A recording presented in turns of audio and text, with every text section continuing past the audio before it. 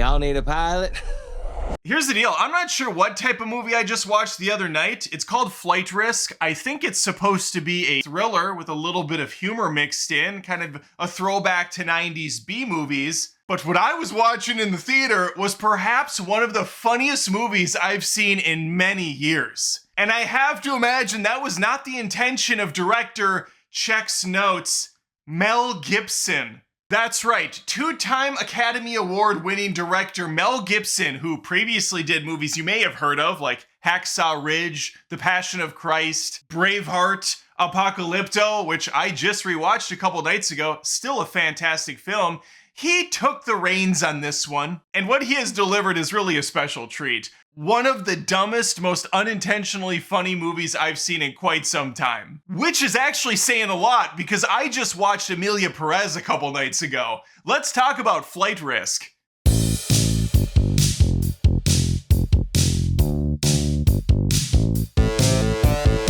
Before I strap in for this flight, if you wouldn't mind crashing into that subscribe, that was a crashing sound of a plane, and hitting the notification bell, I would appreciate it. And now I just have one final question for you.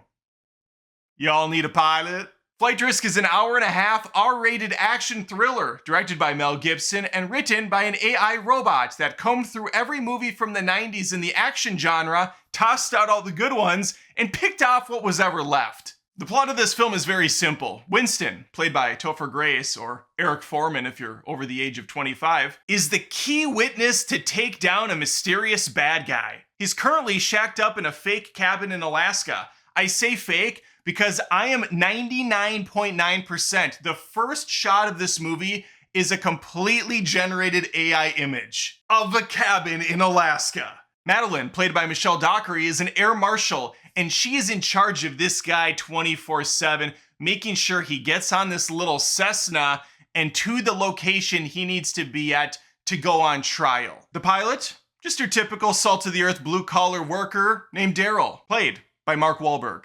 It turns out this Daryl character is not all that he seems. Shortly after our two passengers take off with this pilot, things go south. And I'm not just talking about their flight path. I don't think they would be going south.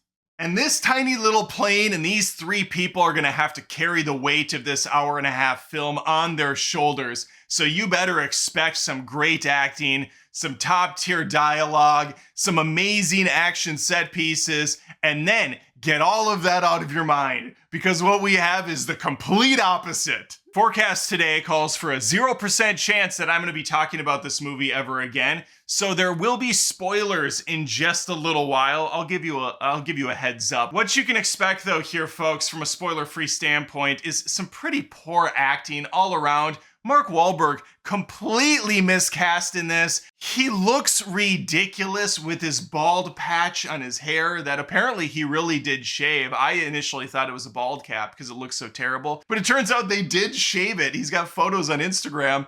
They didn't bother getting rid of the hairline though. You can clearly see the stubbles all around where he shaved. And it adds nothing to the storyline other than a jarring reveal that's given away in the trailer where he takes off his hat and he has a George Costanza hairdo. And I imagine most people's reaction was the same as mine, which was, okay, why?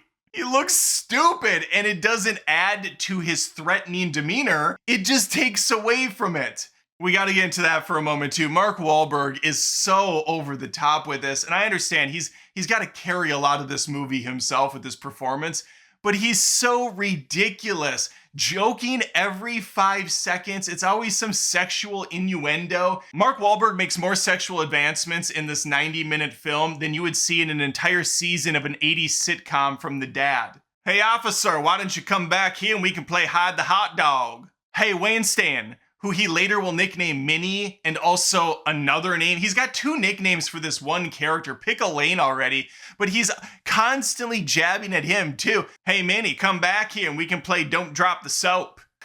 Like it's non-stop with this guy. My boy Topher is the only one out of the three that's holding his own here. He has some funny lines. He's doing a good job bringing me back to that 70s show, if I'm going to be honest with you. He feels like Eric Foreman here, trapped in a pretty bad situation. But Michelle Dockery is so miscast in this, and I don't know if it's necessarily her fault or, listen, the writing is truly atrocious. She has to say some dumb stuff. She's constantly deadpan, has no emotion to her. Even when there are scenes where I think she's supposed to be kind of funny, it's completely lost in translation. You know, with Madeline's lack of charisma or any personality at all, you could say she's what we call in the business a strong female lead. And for a movie primarily taking place on a plane, it's about time. The premise of the film is built upon urgency. They're up in a plane, chaos ensues, they somehow have to land this thing, time is of the essence, they're almost out of gas. Like, it's all the tropes you've seen a bunch of times, but what's missing is the panic and fear that the characters would have because everything is so dumb. Now, I think at this point I am going to jump into spoilers because giving any examples would just be too much for people. So overall, Flight Risk is really funny to laugh at, not with. It's a bad movie. It will entertain you, but not in a good way, not in a serious way, just in kind of that schlocky, old school style of some of those throwaway films that you might pick up at Walmart for $5 in the bargain bin back in the day. All right, I want to quickly brush over the lowlights of the movie. We'll take it from when they're on the plane. Wahlberg is pretending he's the pilot. Topher is the prisoner here, so he is handcuffed, he's behind him, and he sees a piece of paper slip out from under the chair of the actual pilot. And he starts to get worried. He's like, oh no, this is not good. Meanwhile, Madeline's also picking up a creepy vibe from this dude as well. Something seems off. He has a tiny little cut on his neck, and when he turns over, he's got what appears to be a patch of blood on his shoulder. Topher's trying to signal to Madeline that this guy's sus, but they have headphones on and they can't hear what he's saying, and he's annoying, so they don't want to listen anyways. At one point, Madeline does look back though, and instead of him just going like, or pointing down to the floor where that piece of paper is at, he attempts to tell her in some of the stupidest ways possible, but it doesn't matter because not long after their little back and forth, she is gonna call him on what's going on. Daryl smiles, he's like, yeah, I knew you'd figure it out. After a scuffle where she tases the shit out of his neck, he's like, yeah, this is now the only way I can achieve climax. She handcuffs him to the back. And then she points out that he has a knife and they should probably find the knife. And then immediately forget about the knife for the rest of the movie until Daryl finds it just laying on the ground under the chair. This is the smallest fucking plane ever. You're telling me that they're up in the air for several hours and they don't have a second of spare time to just check around for the knife? Also, our villain is handcuffed in the back like this for the majority of the movie, doing very little. Just again, making his inappropriate remarks to the heroes. All right, I want to run down some of my favorite moments in this movie. There's a point in the film where they have to pull up, they have to disengage autopilot, or they will run into the side of a mountain. Madeline is able to pull back. The plane starts screaming up the mountain, but oh my God, they're not gonna make it. And they actually blow through the mountaintop of snow. And no, I don't mean how most movies do it, where the bottom of the plane's like, and it just touches upon the mountain's peak, scrapes a little bit of the plane, maybe a piece flies off in CG at the camera. No, this plane full bore body smashes into the snow cap. That should have been game over right there, but the plane flies on like nothing happened at all. Keep in mind, the fact that Daryl's even handcuffed into the back to begin with is already fucking stupid. They should have shot him, and he comes up with some excuse as to why they can't. He's like, listen, I'm handcuffed up against a window. You got the fuel line somewhere around here. If you shoot me, that bullet's likely to go through my stomach and out the back. You don't know what's gonna happen. Really, dude? Really? Just shoot him in the head. Shoot him in the stomach. There's no gas line next to the door. But I was willing to forgive that. All right, it's your classic scenario where the marshal's the good person. No matter what, she's gonna make sure he lives because she's just that pure of heart. But he will attack and attempt to kill them multiple times in the movie. And every single time he does, they're like, nope, shame on you. We're gonna zip tie you back up, mister. Hey, and if you do it again, you know what they say, 3 strikes, you get another chance. There's also a subplot in this storyline. Throughout the film, Miranda's gonna be in constant contact. I shouldn't say constant. They're constantly going to hang up on her ass and call her back later. Why? I don't know. I would imagine that protocol would be if there is a person not equipped to flying a plane, you stay on the phone with said person until they land.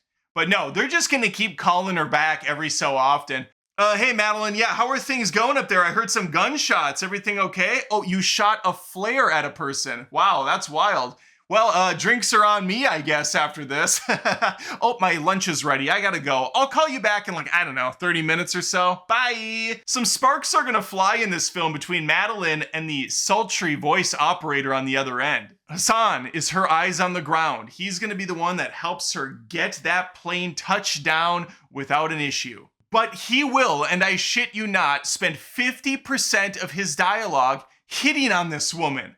Now, I understand it makes sense to keep the person calm, keep them cool. But Madeline's character has 0 emotion. She's a robot. There was never a point in this film where she was shaky. So the fact that Hassan is just hitting on her 24/7, on top of the fact that Wahlberg's character also making advancements, this woman is just being wined and dined all over the place. And all she wants to do is land the damn plane. Honestly, the only good thing that came out of this film was that stupid expression, because I've been saying it nonstop and pissing my family off to no end. Y'all need a pilot. She'll occasionally be talking to her boss, who's very suspicious. She'll be talking to others who are equally suspicious. Who do you trust is the big question here. If it wasn't for the fact that she has a date with Hassan when she lands, I doubt this woman would be able to ever sleep again, because there's just so many bad eggs within the organization. But back to the main plot. So it is revealed pretty early on that Daryl, Mark Wahlberg's character, who isn't actually named Daryl, that's the fake name he took from the other pilot he killed, he is working for the bad guy that Topher is supposed to roll over on. I guess the idea here is Wahlberg was going to fly these two to a remote location and just off them after having some fun first, as he keeps saying, "Ooh, I'm going to have some fun with you. Ooh, yeah, I can't wait to have some fun with you too." Odd. But I guess they had to come up with a reason as to why he wouldn't just pull a gun out and shoot them both as soon as they got up into the air. So we had to make him this twisted individual who gets his rocks off, torturing folks. There was a moment in this movie that I audibly laughed out loud in the theater and was holding back several more chuckles because it was so damn funny. And it's when Madeline takes a fire extinguisher and goes, and he hits Wahlberg's character in the fucking head with it. The sound effect is straight out of a Looney Tunes cartoon. The sound we would hear would be blunt. It would have a hard crackle to it maybe, but this was honest to God's a cartoon sound effect. Freaking hilarious. The final 15 or so minutes truly is spectacular though. Wahlberg breaks free for the 2nd or 40th time, I couldn't keep count, takes out his knife that they failed to ever find or even look for, and ghost face stabs Topher Grace in the chest area 2 times, keeping the knife implanted. He's then pulling the seatbelt around Madeline, choking her out. While he's doing this, I imagine he's thinking, ooh-wee, I am full mast right now. Topher's able to help out a little, and I think this is the point where Madeline does shoot him with that flare gun I mentioned earlier, throws him to the back of the plane again, where they're just gonna leave him for, quite a while. He's knocked out, he's not going anywhere, before they tie him up again. Never killing him. What in the fuck? But this part is hilarious. Winston has these massive knife gouges in him. He's bleeding like crazy. She gets out the first aid kit, gets some big ass bandages out, and just kind of sets them on top of his flannel t-shirt. Doesn't pull off the shirt, pop it, and put it to his skin, and then tightly wrap the bandages up so that he doesn't keep bleeding out. And just for sanitation purposes. Then she also gives him a shot of morphine directly through his t-shirt again. People, there's time.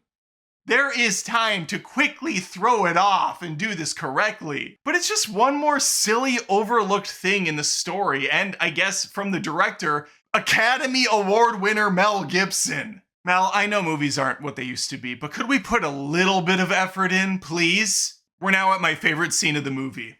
The landing. The plane is completely out of gas. They're coasting now to the runway. Hassan finished his leftover lasagna and he's back on the phone. All right, Madeline, we're just gonna... Oh, you're getting off course. Madeline, are you drunk up there? What are you doing, you dumb bitch? No, we need to get back on course over here. Runway's over here, stupid. You're over there. You're playing over there, Happy. All right, yep, just move that rudder, move that flap and that tallywag and other plane terms, I'm sure. And we're just gonna get you straightened out right there. And I gotta go, bye. And he hangs up on her. I kid you not. He doesn't stick with her for the landing. He just bounces again. He's like, you got this, kid. See ya. She kind of didn't have it, though, because she lands. This thing's spinning around, propeller blade on the ground. Plane wing breaks off. Wahlberg shoots out the side of the plane. He's got that stupid bald head. I'll be back for you. He's bouncing off the road. Gets up. And the fire truck that's racing right behind the plane runs him over. But the last shot of the movie is 100% pure, uncut, comedic perfection. Winston, who's bleeding the fuck out because she so poorly managed his pain, just put a couple of patches of Band-Aid on top of his t-shirt. He's in the stretcher, getting in the back of the ambulance. She, being a marshal, decided, they'll take it from here. My job's done, even though she's supposed to escort him everywhere. But then she soon realizes, in her infinite wisdom, that this new gentleman walking over looks slim shady as hell. She quickly runs over, opens the door, and takes the guy out. She gets up into the ambulance with Winston, where she should have been the entire time, says it's okay. And as they look out the ambulance door to the destruction, 3 or 4 gentlemen look back at her, kind of in shock, just standing there awkwardly looking. For several seconds this happens. We are just getting a still shot of 3 or 4 guys looking right at her. And then out of the corner of the screen where the ambulance door is,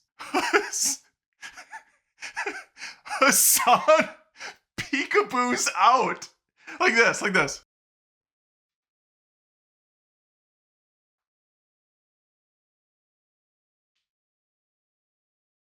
And that's the final shot of the movie. You can't make this up. Comedic perfection. I was holding back tears of laughter watching the silliness. And so that, my friends, is Flight Risk. I didn't cover everything. There was just so much happening. There's so much to cover in this movie. Truly terrible. It's a January movie. It's right where it needs to be. It's sad that Mel Gibson directed this. I have a hard time believing he did because it's just so far from his other movies. But, he's got 2 Passion, 2 Christ coming out at the end of this year. Maybe he just needed something quick to fill up the piggy bank so that can be funded. I don't know. And I really don't know how this is going to do at theaters. Looks like the budget was maybe $20 and a gift card to Red Robin. But, we'll see how it does. Anyway, those are my thoughts on Flight Risk. What a complete shit show. Let me know yours below. Please think of liking the video and subscribing if you haven't. I post movie reviews, commentary, rants, live streams. It's all film-based every single day almost now. Would love to have you stick around. All right, hopefully I see you next time. Take care. Y'all need a pilot. Thanks again for watching the video. If you wouldn't mind, I would appreciate it if you checked out patreon.com/AdamDoesMovies. That's where fans of my channel go to help support it. There are different tiers with different offerings, exclusives every month. We got multiple movie reviews. There's a vlog monthly, and these fine people get a shout out because they're at the upper tier level. Look at these gorgeous folks. They have really gone above and beyond to help support me in the channel, and I appreciate them. And even if you don't want to plop down $1 a month, you can just sign up for Patreon for free and become a member at no charge, just to see what's showing up at least and give you a better sense of it all. Appreciate your time. Thanks.